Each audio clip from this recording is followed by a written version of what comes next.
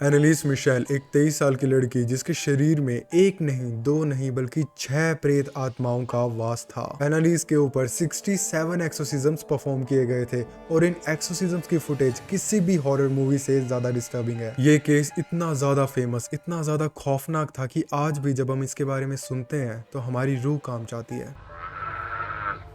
Ich bin Nero. Ich bin der dritte im Bunde.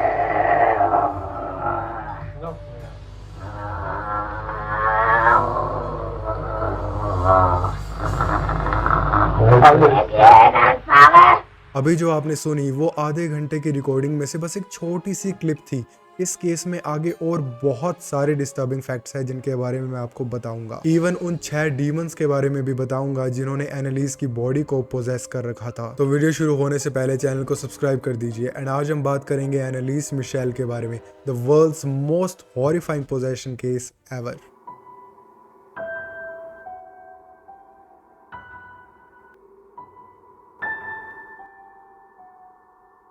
एनालिस Michel का जन्म 21 सितंबर 1952 Bawaria Germany में एक कैथोलिक फैमिली में हुआ था। एनालिस के पापा जोसेफ कोई भी नॉर्मल 1950s के डैड की तरह थे। वो अपने बच्चों के लिए ज्यादा इमोशनली अवेलेबल तो नहीं थे, पर हाँ वो केयरिंग जरूर थे। एनालिस की माँ का नाम था आना मिशेल। आना हमेशा से ही बहुत रिलीजियस थी और वो अपने बिलीव्स और अपनी पेरेंटिंग को लेकर बहुत स्ट्रिक्ट थी। आना ने अपने हस्बैंड जोसेफ के साथ मिलकर अपने स्ट्रॉन्ग कैथोलिक बिलीव्स को अपनी बेटियों पर फोर्स किया। उन दोनों की 4 बेटियां थी। सबसे बड़ी एनालिस, रोजविदा, गर्ट्रूड, बारबरा। वैसे तो एनालिस की एक बड़ी बहन भी थी, मार्था, पर जब वो सिर्फ 8 साल की थी तो किडनी फेलियर की वजह से उसकी मौत हो गई। मार्था की कोई भी फोटोग्राफ अवेलेबल नहीं है, शायद उसने कभी ली ही नहीं होगी। ऐसा कहा जाता है कि अपनी पहली बेटी मार्था की मौत के कारण आना और भी ज्यादा रिलीजियस हो गई थी। वो एक अलग ही लेवल पर एक्सट्रीम कैथोलिसिज्म प्रैक्टिस करती और जबरदस्ती अपनी बेटियों को भी करवाती। वो अपने बच्चों को फोर्स करती चर्च जाने के लिए और कहती कि वो अपना ज्यादा से ज्यादा टाइम रिलीजियस बुक्स पढ़ने में बिताएं और प्रे करने में बिताएं। और जाहिर सी बात है कि एनालिस उनमें से सबसे बड़ी बहन थी, तो सबसे ज्यादा स्ट्रिक्टनेस उसने ही फेस की होगी।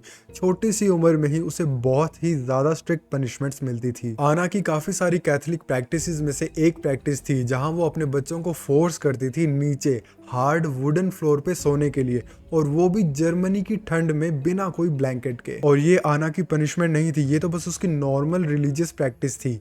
आई कैन ओनली इमेजिन उसकी पनिशमेंट्स कैसी होती होंगी। उनकी माँ आना का ये मानना था कि एक आदमी अपने पापों की भरपाई खुद नहीं कर सकता, तो उसके बिहाफ पर दूसरों को सफर करना होगा, दूसरों को सैक्रिफाइसेस देने होंगे ताकि वो सब नर्क जाने से बच जाएं। इसीलिए वो खुद और अपने बच्चों से ऐसी अजीबोगरीब रिलीजियस प्रैक्टिसेस करवाती थी।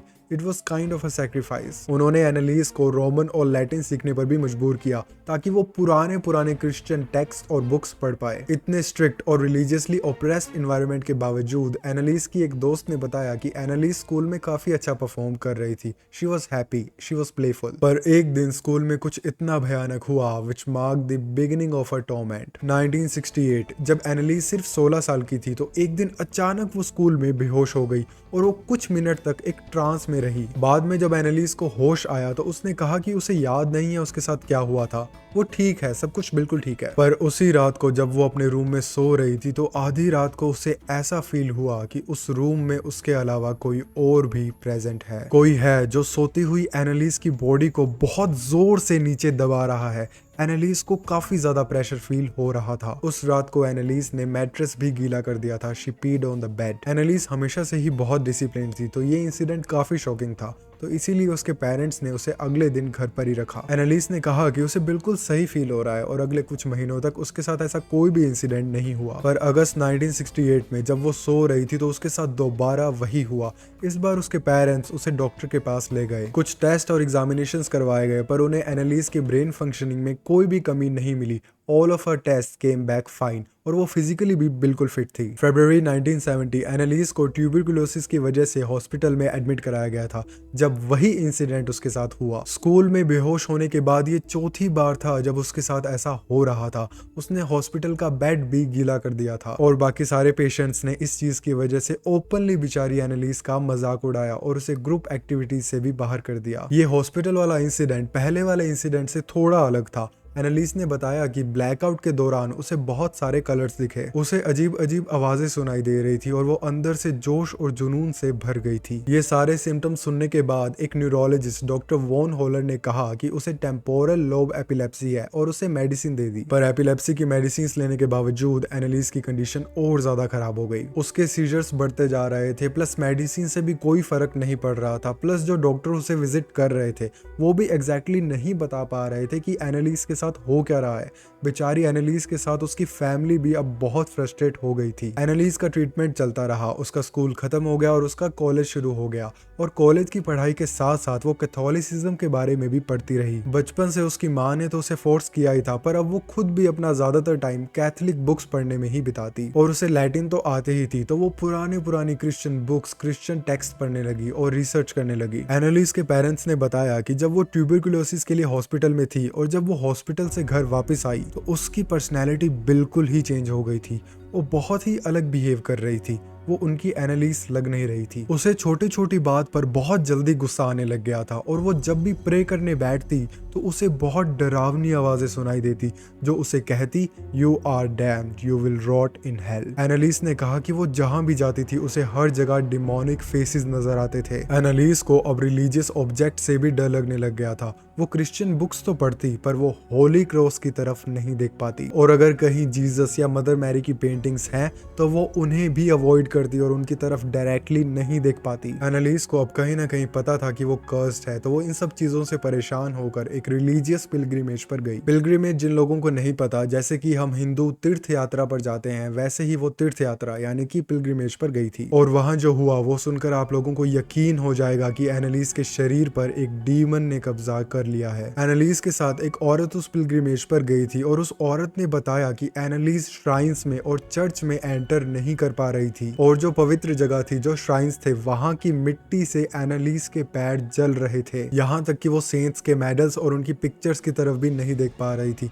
उस औरत को यकीन हो गया था कि एनालिस पोजेस्ड है। 1973 में एनालिस के सिम्टम्स इतने ज्यादा बढ़ गए थे कि उसके पेरेंट्स को उसे कॉलेज से निकालना पड़ा और उसे एक घर में एक कमरे के अंदर रखने लग गए। उसकी मेडिसिन चल रही थी, उसे सीजर्स आते रहे और उसकी कंडीशन वर्स होती गई। एनालिस ने बताया कि रात को उसे ऐसी आवाजें आती थी जैसे उसका दरवाजा कोई बहुत जोर जोर से खटखटा रहा हो, और ये चीज तो एनालिस की बहनों ने भी कंफर्म की थी कि हाँ, उन्हें ये नॉकिंग साउंड्स आती है। एनालिस ने कहा कि उसे रोजाना शापित आवाजें सुनाई देती है जो उससे कहती है कि वो रोज नर्क में सड़ेगी। एनालिस को ये यकीन हो गया था कि वो शापित है और उसके दिमाग और उसके शरीर पर डेविल ने खुद कब्जा कर लिया है। एनालिस एक जानवर की तरह गुर्राने लगी, उसे हर जगह डीमंस दिखने लगे और उसके अंदर सुपर ह्यूमन स्ट्रेंथ आ गई। एक दिन उसने अपनी बहन को सिर्फ एक हाथ से कमरे के एक कोने से कमरे के दूसरे कोने में फेंक दिया, जैसे कि उसकी बहन कोई छोटा सा खिलौना हो। जब भी एनालिस के ये एपिसोड्स होते तो वो एक अलग ही इंसान में बदल जाती, पिशाच प्रेत उसके शरीर पर कब्जा कर लेते। एनालिस अपने सारे कपड़े फाड़ देती और वो मरी हुई स्पाइडर्स और कोल खाने लग गई। एक बार उसने एक जिंदा बर्ड को पकड़ लिया और वो उसका सर कच्चा चबा गई। वो मकड़ी की तरह चल के एक टेबल के नीचे छुप जाती और पूरी रात एक डॉग की तरह बाग करती रहती। और इतना ही नहीं, सबसे डिस्गस्टिंग, एनालिस ने अपना जमीन पे पड़ा हुआ यूरिन भी लीक किया था। उसकी माँ आना ने बताया कि उसने एक बार एनालिस को वर्जिन मैरी की पेंटिंग को घूरते हुए देखा, और जब वो एनालिस के पास गई तो एनालिस की दोनों आंखें पूरी तरह काली थी। ये सब सुनने में ही इतना खौफनाक लगता है, तो सोचिए एनालिस और उसकी फैमिली पर क्या बीत रही होगी। और सबसे हॉरिफाइंग चीज मुझे ये लगी कि एनालिस दिन में 400 बार अपने घुटनों पर बैठती प्रे करने के लिए।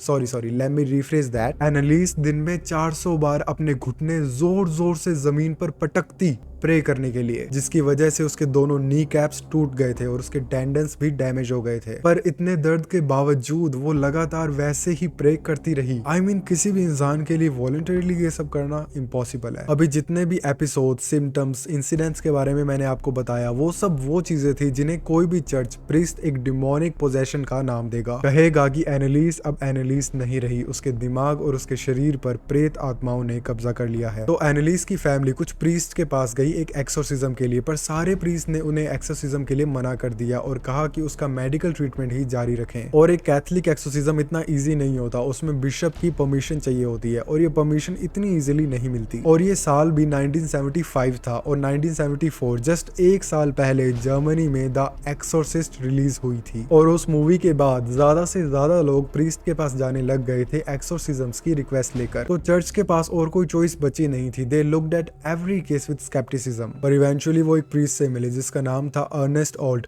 और उन्होंने एनालिस से मिलते ही कह दिया कि ये एपिलेप्टिक तो नहीं लग रही, और उन्होंने ये क्लेम किया कि ये लड़की सीजर से सफर नहीं कर रही। एनालिस और उसकी फैमिली की तरह अर्नेस्ट को भी ये यकीन था कि एनालिस डिमोनिकली पोजेस्ड है। अर्नेस्ट ने वहां के एक लोकल बिशप जोसेफ से एक्सोर्सिज्म की परमिशन ले ली। इस एक्सोर्सिज्म में अर्नेस्ट को एक और लोकल प्रीस्ट ने ज्वाइन किया जिनका नाम था आर्नोल्ड रेंस। बिशप के स्ट्रिक्ट ऑर्डर्स थे कि ये एक्सोर्सिज्म बिल्कुल सीक्रेटली होगा। इस पॉइंट पर एनालिस ने मेडिसिन लेना बिल्कुल बंद कर दिया था और डॉक्टर्स को विजिट करना भी। उन्होंने बस प्रीस्ट की बात मानी और एक्सोर्सिज्म में हिस्सा लिया। नाउ कीप इन माइंड कि उन्हें चर्च या प्रीस्ट ने ये बात नहीं बोली थी कि आप मेडिसिन लेना बंद कर दो, वो उनकी खुद की चॉइस थी। अगले 11 महीनों तक एनालिस के एक्सोर्सिज्म्स चलते रहे। उस पर इन टोटल 67 एक्सोर्सिज्म्स परफॉर्म किए गए थे और ये एक्सोर्सिज्म 1 से 4 घंटों तक चलते थे और कभी कभी हालात इतने बुरे हो जाते थे कि सिर्फ एक हफ्ते में एनालिस के 2 से 3 एक्सोर्सिज्म्स होते थे। एक्सोर्सिज्म्स के दौरान एनालिस सिर्फ लैटिन में ही बात करती। लैटिन को डीमंस की ऑफिशियल लैंग्वेज बताया गया है, एटलीस्ट मूवीज में। जब वो पोजेस्ड होती थी तो वो बहुत ही अच्छी लैटिन में ओल्ड रिलीजियस टेक्स्ट के बारे में बात करती, पर ये ज्यादा हैरानी की बात नहीं है क्योंकि हमें पता है कि उसने लैटिन पढ़ी थी। इन एक्सोर्सिज्म्स के दौरान एनालिस प्रीस्ट से बात करती एक बहुत ही अजीब सी गुर्राती हुई गोब्लिन जैसी आवाज में, which is very scary. In exorcism की टेप्स में हमें वो आवाज सुनाई देती है and seriously it's the scariest audio I have ever heard. It's very disturbing. उस हॉरिफाइंग ऑडियो का एक छोटा सा पार्ट मैं आप लोगों के लिए प्ले करूंगा जिसके अंदर एनालिस का एक्सोर्सिज्म चल रहा है। Ich bin Nero. Ich bin der Dritte im Bunde. Noch mehr.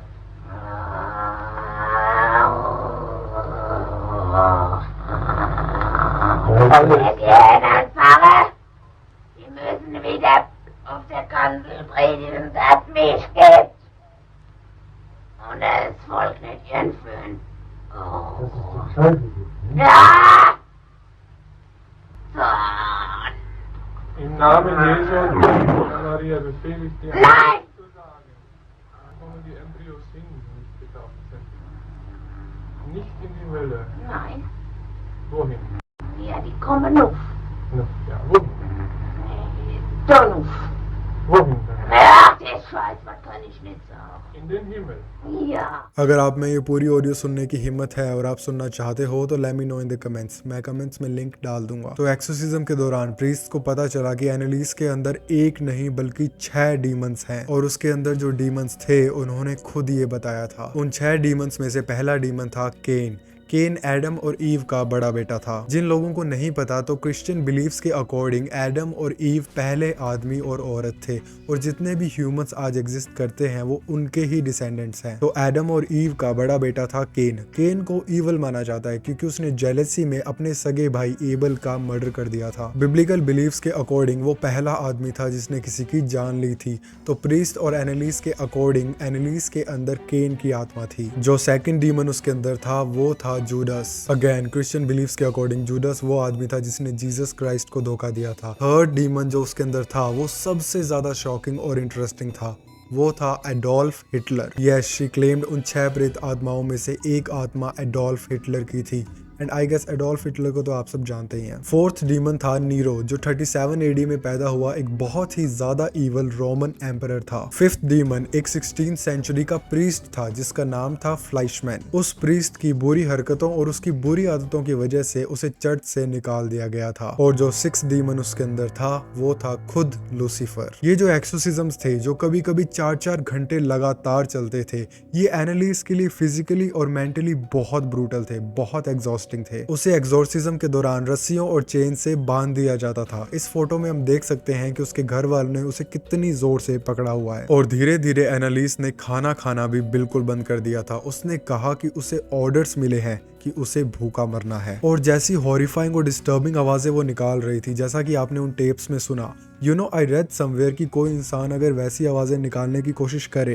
तो वो मुश्किल से बस 1 या 2 मिनट ही निकाल पाएगा और फिर उसके गले को हफ्तों का रेस्ट देना पड़ेगा। और एनालिस ये आवाज़ें रेगुलरली निकाल रही थी, लगातार निकाल रही थी उसके एपिसोड्स में और उसके एग्जॉर्सिज्म्स में। 30 जून 1976 इस पॉइंट पर एनालिस की हालत बहुत बिगड़ गई थी।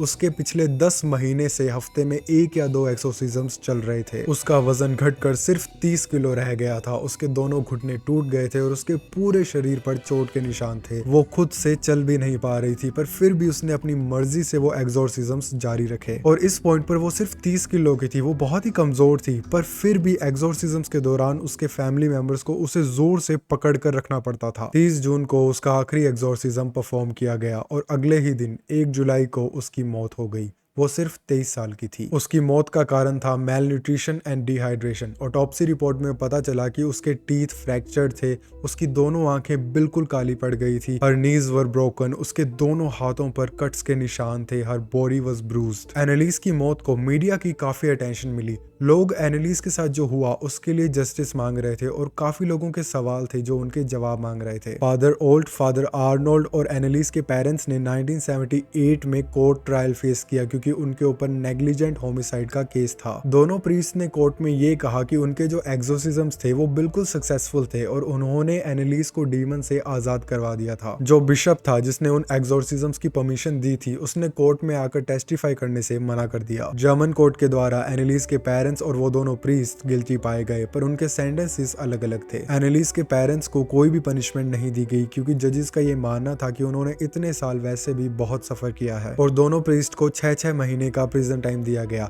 पर बाद में वो प्रिजन टाइम वापस ले लिया गया और उन्हें बस 3 साल की प्रोबेशन पर डाल दिया गया। पूरे इंसिडेंट में बस एक ही इंसान था जिसे पनिशमेंट मिली, वो थी बेचारी एनालिस मिशेल। जो लोग जस्टिस की डिमांड कर रहे थे उन्हें जस्टिस नहीं मिली और जिन लोगों के सवाल थे उन्हें भी उनके जवाब नहीं मिले। क्या एनालिस को सच में लूसीफर और उन 5 डीमंस ने पोजेस किया था या कोई और बहुत ज्यादा सिनिस्टर एंटिटी उस पर हावी थी, या फिर वो जो भी कर रही थी वो अनट्रीटेड मेंटल इलनेस का नतीजा था जिसे डॉक्टर्स उस टाइम आइडेंटिफाई नहीं कर पाए। इस केस में हुई काफी बातों में से मुझे एक बात ये अजीब लगी कि उन दोनों प्रीस्ट को एनालिस के ऊपर 67 एक्सोर्सिज्म्स परफॉर्म करने की क्या जरूरत थी। Like clearly exorcism were not working और उसकी हालत और खराब होती जा रही थी। तो 1 नहीं, 2 नहीं, 5 नहीं, 10 एक्सोर्सिज्म्स के बाद तो उन्हें सोच लेना चाहिए था कि हम रुक जाएं और इसे मेडिकल केयर दें। आई डोंट नो, आप लोगों को क्या लगता है कि ये क्या था, एक्चुअल पोजेशन या फिर मेंटल इलनेस?